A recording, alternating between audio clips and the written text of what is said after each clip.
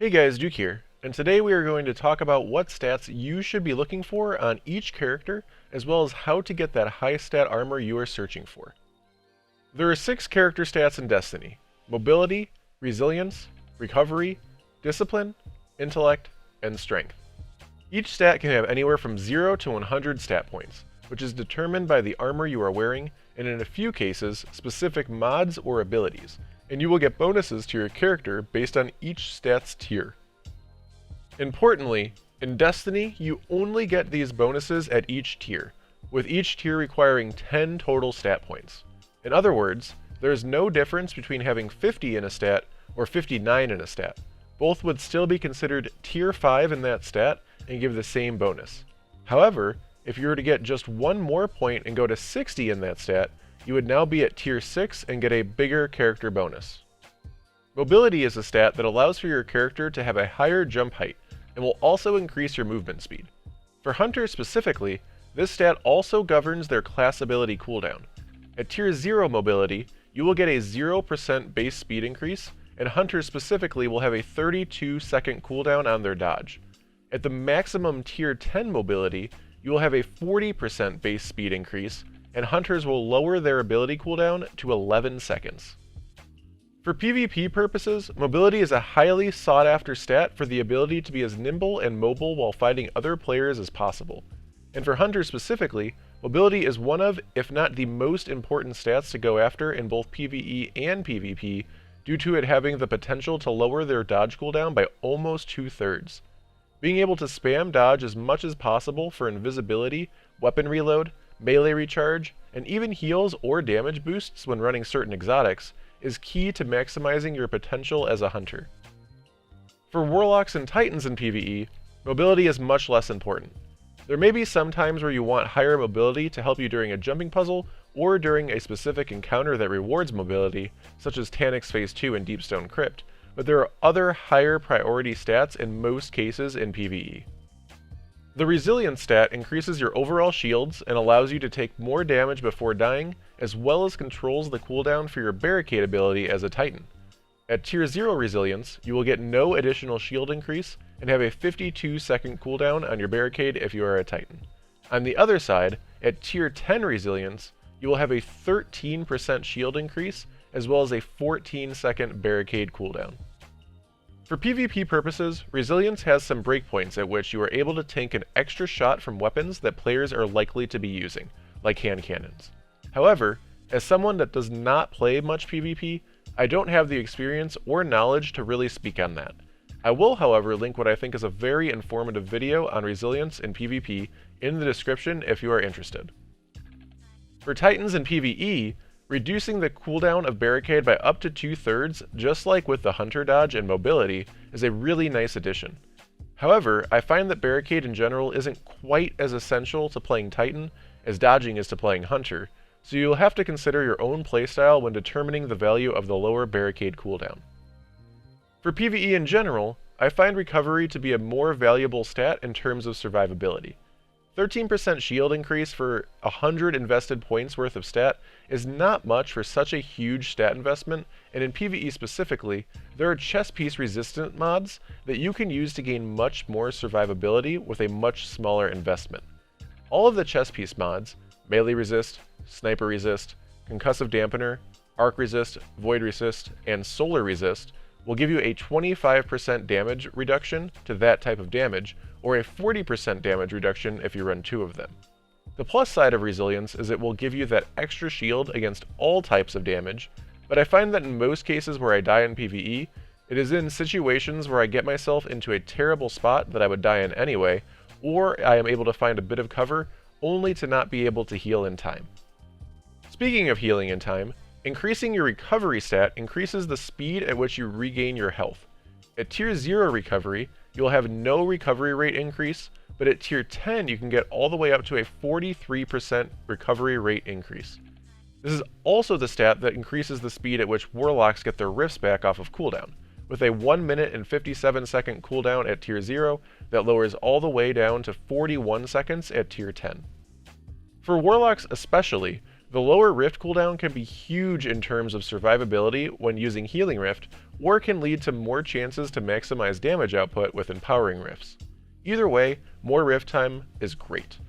Even without that ability cooldown though, recovery is in my opinion the single most important PvE stat, and right up there in terms of most important stats in PvP as well. There are so many times in Destiny where you will get to low health and attempt to retreat. Having the ability for your health to recharge as fast as possible will give you a chance to fight back more often than not.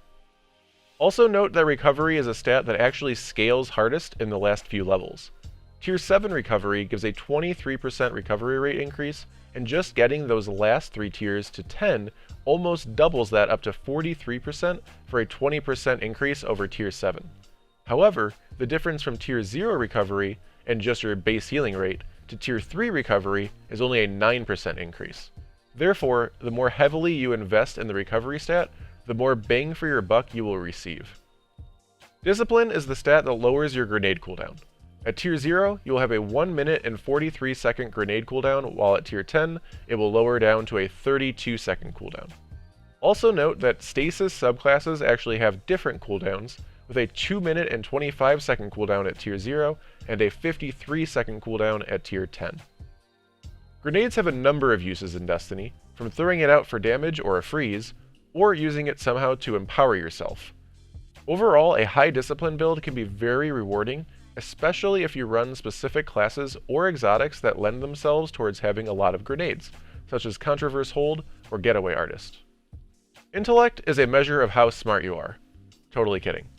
Intellect is actually the skill that determines your super ability cooldown. At Tier 0, your super will be on a whopping 7 minute and 12 second cooldown, or 7 minutes and 1 second on Stasis, while at Tier 10, you can lower the cooldown to 3 minutes and 48 seconds, or 3 minutes and 56 seconds on Stasis. Supers are, well, super strong in Destiny. Having the option to use your super on as low of a cooldown as possible is an extremely strong option. Note that I say option because there are times in both PvP and PvE where you're going to want to sit on your super a bit to find the right moment to use it. But options and uptime is power, and it's a much better position to be in to have your super and wait a bit to find the right moment to use it, rather than to not have it up but wish you did because it is on too long of a cooldown. Finally, we have the strength stat. This stat lowers the cooldown of your charged melee ability. Note that it does not mean that you cannot melee at all when you don't have the charge up, it's just that it won't do whatever the added melee effect is for your subclass, such as shoulder charging and throwing knives. At Tier 0 strength, your melee cooldown will be 1 minute and 43 seconds, or 1 minute and 58 seconds on Stasis, and at Tier 10, the cooldown lowers to 32 seconds, or 43 seconds on Stasis. Strength is similar to Discipline in that you will want to have a reason or a build around it if you're going to focus on getting high stats with it.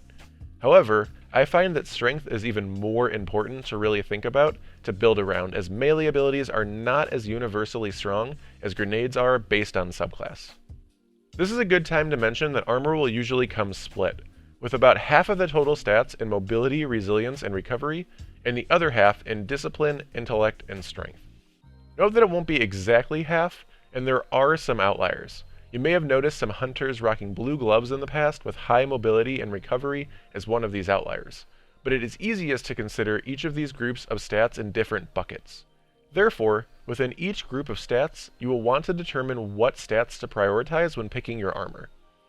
My personal stat prioritization is 100 recovery on all characters, with 100 mobility being super important on hunters. I do drop down to 90 recovery on hunters. Intellect and discipline are both nice to have if possible as well. I put basically 0 value into strength on any character for my personal PvE builds, but as mentioned, there are definitely some very strong and fun strength-specific builds. When looking at armor stats, there is also the concept of the total stats of the armor. This is shown underneath all of the other stats on every armor piece. This number can give you an idea of the overall strength of the armor, but just because that number is higher doesn't mean the armor piece is better, and in fact can oftentimes be significantly worse if the stats aren't in the areas you are prioritizing for your build. However, you usually want the armor to have at least a base of 60 total stats and have a significant portion of those stats in the ones you are prioritizing for it to be considered a good piece of armor and being worth masterworking. Masterworking armor is an important part of maximizing your stats as well.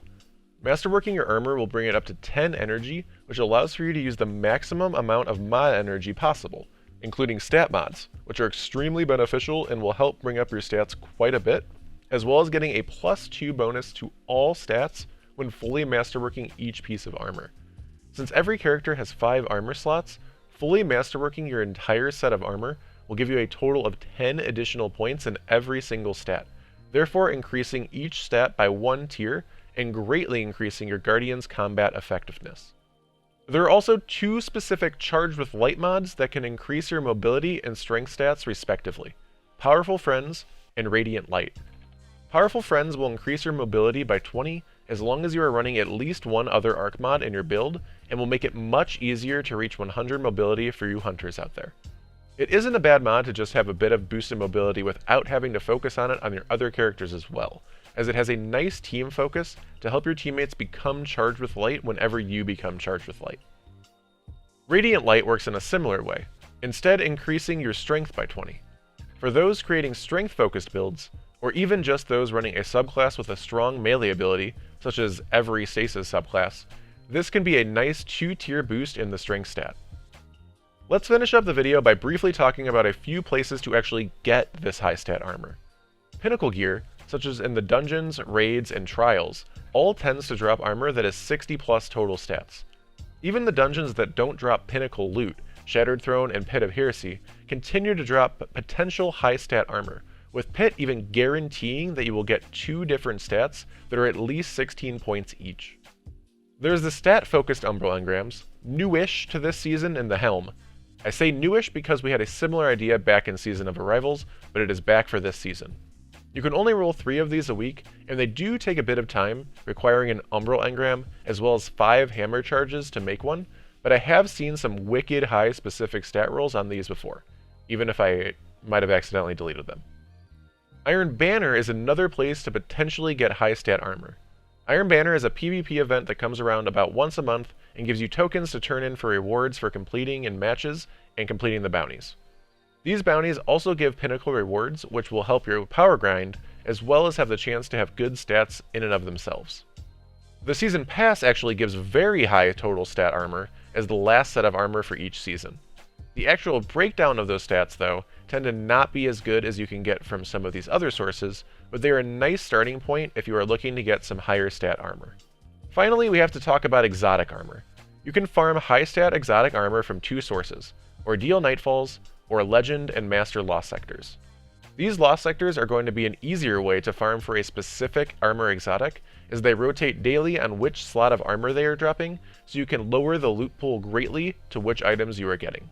However, Ordeal Nightfalls can be done with friends, which may be more fun to grind out for long amounts of time for some people, as well as have certain weeks where they can drop double loot for completing them, which can lead to even more exotics dropping.